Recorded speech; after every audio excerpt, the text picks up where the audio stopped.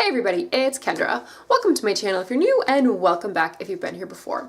My video today is going to be part one of a two-part series, but I'm publishing both of them today, all about kombucha. So I've had a lot of people ask me to do a kombucha video, so here it is, and I decided to make two because there's a lot of information to present. So my first video is going to be sort of a background, an overview of what kombucha actually is, sort of the history, health benefits, all that, and then my second video is going to be a demo all about actually making kombucha, flavoring it, and bottling it. So between the two, you should know, I don't know, 75% of what you need to know about kombucha, but there's so much to know, and I think it's fascinating, and I hope you find it fascinating as well. Anyway, so what is kombucha? Now, you've probably seen bottles of this floating around your grocery store.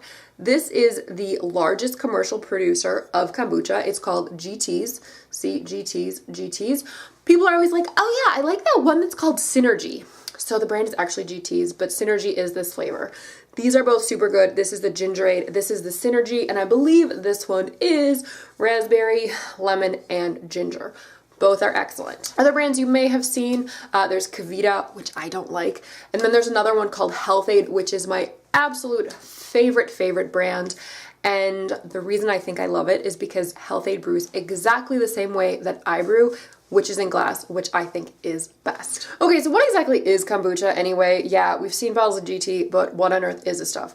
Kombucha is fermented sweet tea. So when I say fermented, basically that means we have to introduce a culture, like a starter culture. You know, if you're thinking about like sourdough bread, or remember that friendship bread back in the day people used to make, you needed to have a starter. So you also need to have a starter for kombucha, and the starter is called a SCOBY, which I will get into a whole bunch later. So where did kombucha come from?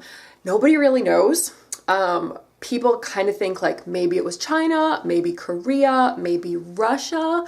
People think kombucha is like thousands of years old. It probably is, but there's not really any evidence of a specific starting point. A lot of cultures have done similar types of fermented drinks, but as far as kombucha goes, nobody knows exactly where it came from. So why did I start making my own kombucha? Well, almost a year ago, I was visiting my parents in northern Wisconsin, and I was visiting a girlfriend, and it was so random. She was just like, hey, Ken, do you brew your own kombucha? And I'm like, I don't, but that seems like something I would do. So then I went back to California and I actually posted on Facebook about like, hey, does anybody make kombucha? What do I need to know? And actually another one of my girlfriends from my hometown who lives in California, she posted something about this place in Oakland. So there's this place in Oakland called Preserved. It is a store that sells fermentation supplies and preservation supplies, for like jams and all that kind of thing. But then they also do classes. They do classes every Thursday evening and Sunday morning. Amazing. So that is where I learned how to make kombucha. I took my kombucha class there and I got my original starter culture. So that is where it all began. And so glad I took a class there. I absolutely loved it. I've taken other classes there, and I highly recommend it. If you are in the Bay Area of California, please go to Preserved. Amazing classes. So that's sort of my inspiration of why I started to make it. Other reasons, I'm just cheap. Okay, a bottle of this is like $3.50. My favorite brand, Health-Ade, is like $5 a bottle. And I like to drink a bottle every afternoon. I'm not your like, oh, I'm gonna go to Starbucks to get my morning coffee. No, I'm like, I need my afternoon kombucha. That's my drink du jour that I have to have every day. So that's a lot of money, like up to $35 a week on kombucha. That's just silly. So I figured, I'm very much a DIY gal. I'm gonna learn to do it myself. So I want to talk a little bit about like why people drink kombucha and sort of why kombucha is having this renaissance. Apparently kombucha was quite big in the 70s. I don't know, I wasn't born then. But then it just kind of went away. I think somebody had made kind of like a weird batch of kombucha, and there was this rumor that somebody died from it. They did not die from the kombucha. I think they had like weird health troubles in general, and then it just happened that they were drinking kombucha. So then kombucha got this really bad rap, like, oh my God, somebody died from drinking kombucha. No. There are a lot of health benefits to kombucha. I'm sure you've heard about probiotics. So probiotics are good bacteria, and we want good bacteria to go into our bodies, especially into our guts, because nowadays we are very much obsessed with this whole like antibacterial and sterile world. But not all bacteria is created equal. There is good bacteria and there's bad bacteria. So kombucha is full of good bacteria and it's really, really good for your body. So kombucha is really good to help with digestion. Sometimes if you're a little bit clogged up and you drink a kombucha, it can just whoosh, help everything get moving. Kombucha is also really good for like detoxification purposes. It can be really good for a hangover because it's getting into your liver and like getting all the yucky stuff out. Also, kombucha is really good for your skin and it can also be very energizing, but yet sort of relaxing at the same time. Now, kombucha does have a slight amount of alcohol in it. If you are buying the commercially produced stuff, it has to be under 0.5%, but I would imagine my homebrew is more like 1% alcohol, maybe 1.5. So anyway, you will get that sort of like chill feeling just from that slight amount of alcohol, but because it's tea, like you're getting a little bit of caffeine from the tea, but it's not like the coffee high you get. I feel like with coffee, you get this like giant jolt and then boop, then the crash. But with tea, it's like a very steady, even sort of high. But because you got the alcohol, it's kind of like relaxing at the same time as it's energizing. I love having a kombucha every afternoon. I think it's just like the perfect way to just like follow up your lunch and just get that little boost of energy in the afternoon. And also, frankly, I just find kombucha to be delicious. If you have never tasted kombucha, it sort of has this taste like, it's sort of like a tart apple cider with like a little bit of vinegar. It definitely has kind of like a vinegary smell to it and it's bubbly. That's like the original flavor, but you can get it in so many different flavors. And one of the benefits of making your own is you can totally play around with your flavors and figure out which ones you like. And oh my goodness, I have come up with some super, super yummy flavors, which I will talk about in my next video, in my demo video. Okay, so I want to talk about alcohol and also sugar because I feel like these are two of the hot topics when it comes to talking about kombucha. Alcohol, no, you're not gonna get drunk off of a bottle of kombucha. I feel good for sure. Like when I drink my kombucha, I feel very relaxed, but it's not just from the alcohol. There's like a lot of really good stuff going on in kombucha. You've got all your good bacteria, your good yeast, and you also have like enzymes and amino acids and just all this really good stuff. So you definitely might feel something after you drink a bottle of it, but it's not because you're drunk. It's not because there's so much alcohol in it. But if you really want more alcohol in it, you can add vodka or gin and make a cocktail because that is a thing as well. And with that said about the alcohol, is this stuff safe for kids? Yes. I mean, do whatever you want with your own children, but I have friends and they give their kids kombucha and their kids love it. It's so cute. They're just like, mama, mama, bucha, bucha, because they can't say kombucha. It's really, really cute. And their kids are like 2 and 4. And I mean, they won't give their kids an entire bottle, but they'll give them a little cup of it. And these kids love it. They think it's like a really, really yummy drink. So frankly, for me, I think that's awesome to get kids started on something super, super healthy. Another thing I love about kombucha, going back to like my why I drink it, why people drink it, to me, kombucha is very much like a gateway drug into the world of like healthier living. I feel like once you start getting into kombucha, it sort of makes you more aware of like how processed some stuff is and how unhealthy a lot of stuff is. So to me, like kombucha, it's sort of like your entry into like the world of fermented foods, and maybe like you get into juicing because of it, or just more into like healthy vegetables and fruits and all that sort of stuff. Also, I want to talk about sugar because I said kombucha is a fermented sweet tea. Sweet. Yes, you do need sugar. Okay, for every gallon of kombucha you make, you do need a cup of sugar, which seems like a lot. And if you taste your actual sweet tea right when you brew it before it's fermented, it's super, super sweet.